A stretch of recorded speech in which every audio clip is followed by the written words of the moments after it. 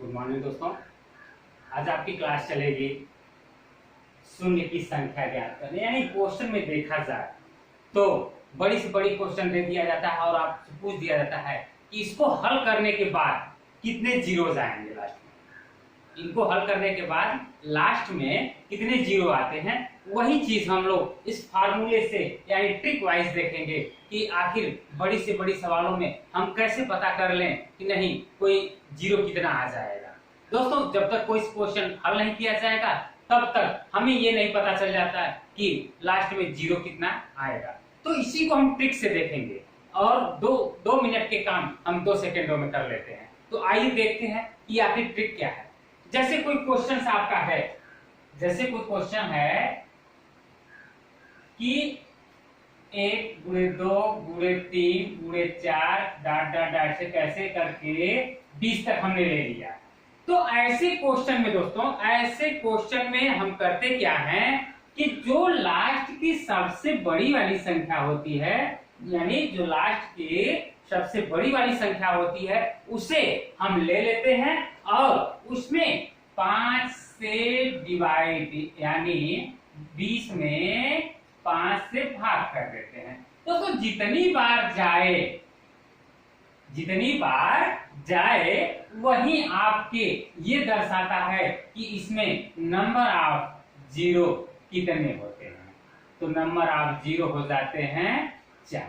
मेरी बात समझ में आ रही है दोस्तों? इसका मेन फार्मूला यही है कि जो लास्ट के नंबर होते हैं उसमें हम 5 से डिवाइड कर देते हैं, यानी 5 से डिवाइड कर देते हैं। जो संख्या, अच्छा इस संख्या के बारे में भी देखा जाए, अगर ये संख्या 5 से अधिक आ जाए, 5 से अधिक आ जाएगी तो उस संख्या में हम पुनः भाग करते हैं। उस संख्या में हम 5 से पुनः भाग करते हैं। जैसे कोई नंबर हम ले लेते हैं, जैसे क्वेश्चन हम बना देते हैं इस टाइप से कि 1 गुणे 2 गुणे 3 गुणे 4 डॉट डॉट डॉट। अगर यही चीज 50 तक हो जाए, यही चीज 50 तक हो जाए, तो ऐसे में हम क्या करेंगे, हमने बताया कि इसके लास्ट नंबर को ले लिया जाए, यानी 50/5 कर दिया जाए। दोस्तों ये कट के 10 हो गया, ठीक है, 10 हो गया। अब क्या करें, हमने कहा था कि आपका नंबर यहाँ अगर 5 या 5 से अधिक आ जाता है तो ऐसे क्वेश्चंस में हम पुनः भाग करते हैं 5 से, यानी अगला हो जाएगा 10 बटे कितना 5, 5 दूनी 10, यानी 2 बार। अब क्या करें, ऐसे ही इनको हम क्या कर लें, जोड़ दें।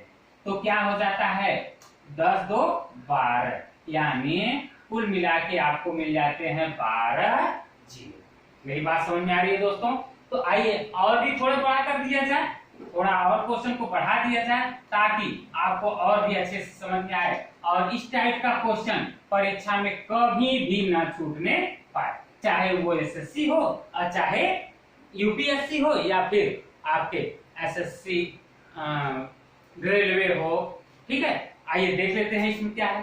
तो इस तरीके से हम अगर वही क्वेश्चंस अगर 1 गुणे 2 गुणे 3 गुणे 4 गुणे 5 डाटा 100 तक कर दे दोस्तों, तब क्या हो, 100 तक कर दें तो क्या हुआ। तो अब क्या करें, वही सेम चीज 100/5 कर दिया तो काटने पे कितना मिला 20। फिर वही काम 20/5, 5 चौके 20। हमने क्या बताया था दोस्तों आपसे कि इसको क्या करते हैं, हम जोड़ दें, तो ये कितना हो जाएगा 24 जीरो। लास्ट में कितने मिल जाएंगे हमें, 24 जीरो। अगर क्वेश्चन को और भी बढ़ा दिया जाए तो क्या ट्रिक बदल जाएगा, ऐसा कुछ नहीं दोस्तों।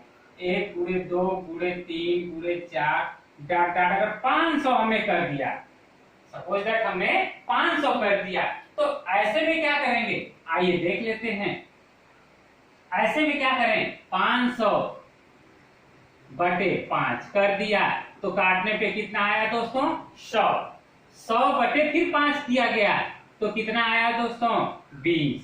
और 20 हमने क्या बताया था कि ये जो अंक आते हैं ये अगर 5 से अधिक हैं तो आप बार बार काटते चले जाएंगे। तो इस तरीके से 20/5 हो जाए तो ये कितना हो जाए 4। तो अब ये 5 से छोटा हो गया, तो अब क्या करें, हम क्या करेंगे कि इन तीनों को ऐड कर दें, यानी अब कुल मिला के 124 जीरो मिल जाते हैं। मेरी बात समझ में आ रही है दोस्तों? अगर इसी टाइप से क्वेश्चन रहे, अगर सम की भी बात कर ली जाए तो क्या अंतर आएगा, देख लेते हैं कि क्या कोई अंतर आता है या फिर फार्मूला यही रहता है। देखा जाए तो जैसे हमने कर लिया, दो क्वेश्चन हमने बना लिया कि 2 गुणे 4 गुणे 6 गुणे 8 डाट डाट, अगर हमने दोस्तों 100 लिख दिया तो क्या अब ये फार्मूला वही रहेगा? हाँ दोस्तों, फार्मूला वही रहेगा। आइए देख लेते हैं। हाँ, नंबर आप अगर इसमें देख लिया जाए तो 2 यानी 1 का अंतर है, इसका मतलब है कुल संख्या कितनी हुई, कुल नंबर कितने हुए, तो कुल नंबर आपके बन जाते हैं 50।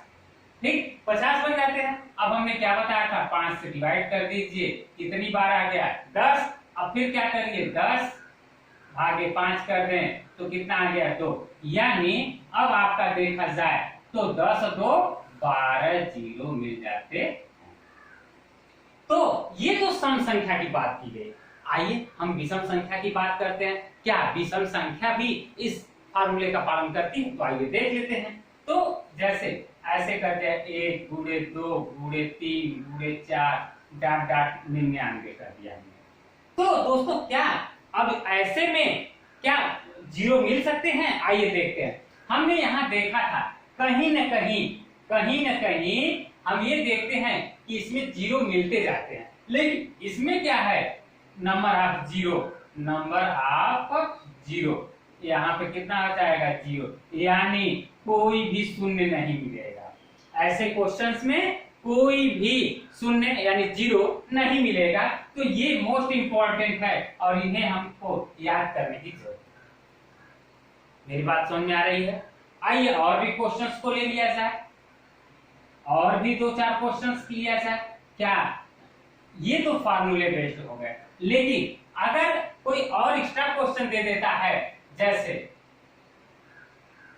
2 गुणे 5 गुणे और भी चीजें लिया जाए, 7 गुणे 9, ठीक है, तो ऐसे में दोस्तों हम ये देखते हैं कि जितने 5 और 2 की जोड़े बनते हैं, जितने 5 और 2 के जोड़े बनते हैं, उतने ही नंबर ऑफ जीरो मिल जाते हैं। मेरी बात समझ में आ रही है? यानी 1 जीरो यहाँ मिल जाएगा। ठीक है, 1 जीरो, क्यों? क्योंकि 5 दूनी 10, 1 जीरो मिल जाता है, यानी 1 तो जीरो मिल जाता है। क्लियर? तो ऐसे में हम क्या करें कि ऐसे अगर सपोज दैट ऐसा कुछ ऐसा हो जाए, जैसे 2 के घाते 11 गुणे 5 के घाते 100 मान लीजिए 14 कर दिया हमने। ऐसा क्वेश्चन अगर बन जाए दोस्तों, तो ऐसे हालत में हम क्या करेंगे? तो ऐसे हालत में हम ये देखते हैं, हमने आपको बताया कि 5 और 2 के जोड़े ही तो बनने चाहिए। तो आइए देखते हैं। तो हम इसमें देख लेते हैं कि ये जोड़े कब तक बनेंगे, जब ये ऊपर वाले पावर सबसे छोटा जो लिया है वही होगा। यानी कितने, ये 11 है, तो इसका मतलब है नंबर ऑफ जीरो कितना हुआ 11। मेरी बात समझ में आ रही है दोस्तों? इस तरीके से और भी कोई क्वेश्चन लिया जाए, 2 के घाते 125 और 5 के घाते 625 कर दिए दोस्तों हमने। तो बताइए ऐसे में नंबर ऑफ जीरो कितने हो जाएंगे? तो हमने अभी बताया आपसे कि ऐसे में नंबर ऑफ जीरो कितना हो गया 125, यानी घात में हम चेक कर लेते हैं, जो संख्या छोटी होगी वही आपके नंबर ऑफ जीरो होगी। क्लियर दोस्तों? आइए इस टाइप्स के और भी लिए जाए क्वेश्चन। अच्छा दोस्तों, क्वेश्चन तो वही रहते हैं, पर अगर टाइप्स बदल दिए जाएं, जैसे अब ऐसा कर दिया जाए कि 100 फैक्टोरियल कर दिया गया। अगर 100 फैक्टोरियल कर दिया गया दोस्तों, तो ऐसे में कैसे क्वेश्चंस बन जाते हैं? कुछ नहीं, अंतर कुछ नहीं है दोस्तों। 100 फैक्टोरियल का मतलब आप जानते हैं, 100 गुणे 99 गुणे 98 डाट डाट डाट करते हुए कहां तक आ जाता है 1। तो इसका सीधा सीधा हिसाब हो जाता है कि अगर 100 फैक्टोरियल है तो हम क्या कर देते हैं, नंबर ऑफ जीरो के लिए, नंबर ऑफ जीरो के लिए हम 100/5 कर दें तो ये हो जाता है 20। और अगर इसी को हम 20/5 कर दें तो ये हो जाता है 4। और हमने क्या बताया था अभी दोस्तों कि इन दोनों को क्या कर दें, जोड़ दें। तो नंबर ऑफ जीरो कितने हो गए, 4। मेरी बात समझ में आ रही दोस्तों? क्वेश्चन का केवल टाइप बदल गया, क्वेश्चन का केवल टाइप बदल गया, लेकिन फार्मूला वही रहेगा। क्लियर दोस्तों? कई बार परीक्षाओं में पूछा गया है, एक दो बार नहीं, कई बार एसएससी के परीक्षाओं में पूछा गया है, यूपीएससी की परीक्षाओं में पूछा गया है, यहाँ तक कि रेलवे में भी पूछा गया है।